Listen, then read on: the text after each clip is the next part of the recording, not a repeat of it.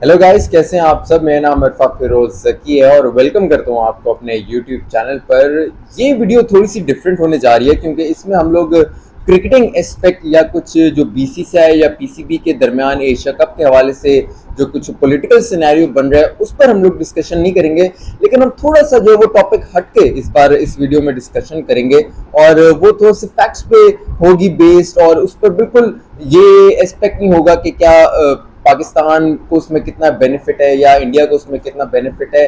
बिल्कुल एक फैक्ट्स पर मबनी है जो है वो वीडियो होगी और उसमें हम लोग देखेंगे कि कौन सी कंट्री, कौन सा न्यूट्रल वेन्यू जो है वो सबसे ज़्यादा साजगार हो सकता है फॉर होस्टिंग एशिया कप। अच्छा, ये आपको पता है कि इस टाइम जो है वो 4 वेन्यूज जो है वो दौड़ पे लगे हुए हैं कि एशिया कप जो है वो वहाँ होने जा रहा है। उनमें से जो फाइनलाइज है वो सिर्फ 2 वेन्यूज होंगे, यानी कि 2 कंट्रीज जो हैं वो उनमें से फाइनलाइज होंगी।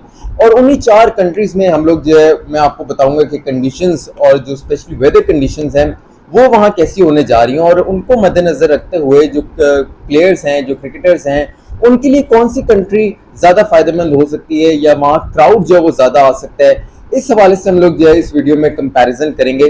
तो देखिए, पहले मैं आपको वेदर के हवाले से बताऊं कि वेदर जो है वो कौन सी कंट्री में ज़्यादा जो है वो बेहतर होने जा रहा है सितंबर में। क्यों, आपको पता है कि ये जो एशिया कप है ये सितंबर के पहले वीक में होस्ट होने जा रहा है, और उसमें जो 4 कंट्रीज हैं उनमें ऑब्वियसली आपको पता है कि जो पहला हिस्सा है हाइब्रिड मॉडल के अकॉर्डिंग वो पाकिस्तान में खेला जाएगा।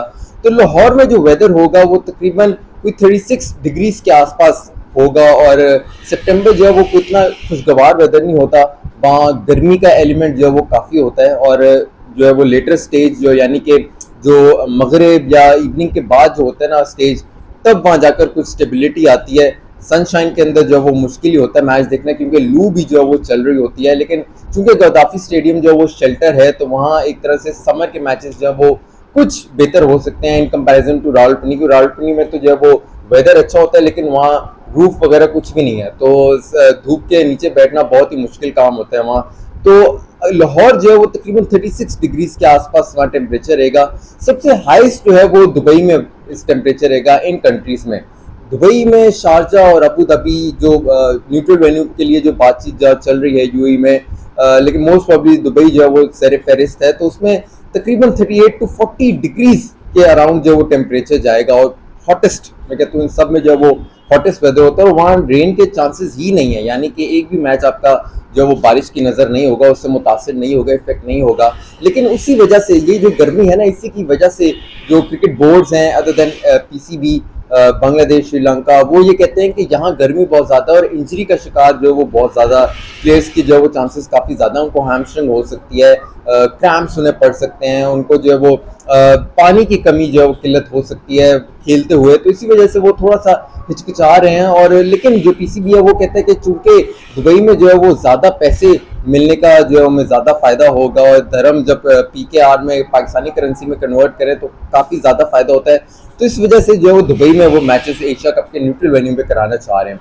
दूसरी बात आ जाती है बांग्लादेश की। देखिए, बांग्लादेश का जो है ना वो मिला जुला किस्म का वेदर होगा, क्योंकि सितंबर में बांग्लादेश ना ऐसी कंट्री है जहाँ बारिश जो बहुत ज़्यादा होती है, यानी कि तकरीबन अगर आप ये कह लें कि महीने में सितंबर का जो महीना है उसमें से तकरीबन 13 से 15 दिन जो है ना वो बारिश ही रहती है वहाँ बांग्लादेश में। और ढाका मोर स्पेसिफिकली अगर आप बात कर लें तो लेकिन जो वेदर है वहाँ का ह्यूमिड होगा, थोड़ा सा जो वार्मिश होगा, और जो बारिश की जो है वो ज़्यादा पेशिंग हुई होगी, रेन से इफेक्ट जो है वो ज़्यादा मैचेस हो सकते हैं। लेकिन 32 के अराउंड जो है वहाँ टेम्परेचर होगा बांग्लादेश में सितंबर में जो एक्सपेक्टेड है।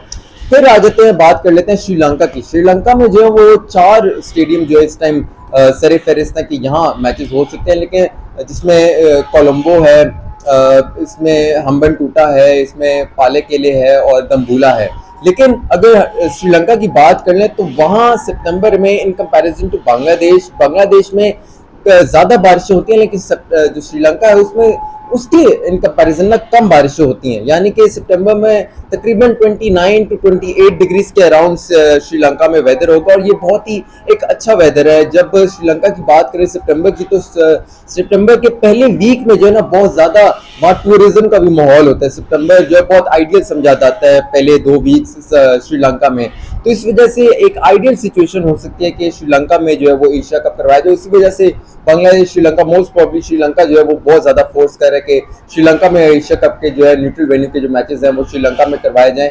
लेकिन पाकिस्तान क्रिकेट बोर्ड उसको जो है वो निगेट कर रहे हैं और वो चाह रहा है कि चूंकि वेदर और जो क्राउड है वो ज़्यादा दुबई में आता है, इसलिए उनको फायदा भी वहां होगा जब एशिया कप के मैचेस होंगे, इसलिए पाकिस्तान क्रिकेट बोर्ड दुबई में मैचेस चाहता है। लेकिन जो वेदर है वो ज़्यादा ऑब्वियसली श्रीलंका का ज़्यादा बेहतर है in comparison to all other countries. लेकिन अब देखना होगा 28 मई पर आपने नज़र रखनी होगी क्योंकि बहुत इंपॉर्टेंट दिन है और उस दिन मोस्ट जो है ना हमें यही लग रहा है कि एशिया कप के हवाले से कुछ फैसला हो जाएगा 28 मई को। तो कैलेंडर्स में आप लोग मार्क कर लें, बहुत इंपॉर्टेंट तारीख है। अपना बहुत सारा ख्याल रखिएगा। उम्मीद करता हूँ ये वीडियो आपके लिए इंफॉर्मेटिव होगी। अरफा फिरोजकी को इजाज़त दीजिए। अल्लाह हाफिज़।